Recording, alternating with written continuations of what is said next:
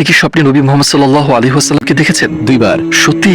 আলহামদুলিল্লাহ। এবং আমার স্বপ্নে আমি বালির উপর হাঁটছিলাম একটা বাতাসের বয়ে চলা পথে, যেখানে আমার উপর শুধু পাথর ছিল। আমি আমার হাঁটুর নিচে তাকালাম এবং একটা পদচিহ্ন দেখলাম। কত আশ্চর্যজনক যে পাথরের মধ্যে একটা পদচিহ্ন আছে। এবং আমি স্বপ্নের মধ্যে জোরে জোরে বললাম, এটা এখানে কেন? কার পদচিহ্ন এটি? এবং আমি পেছন থেকে একটা কণ্ঠ শুনলাম, এটা তোমার পিতা ইব্রাহিমের পদচিহ্ন।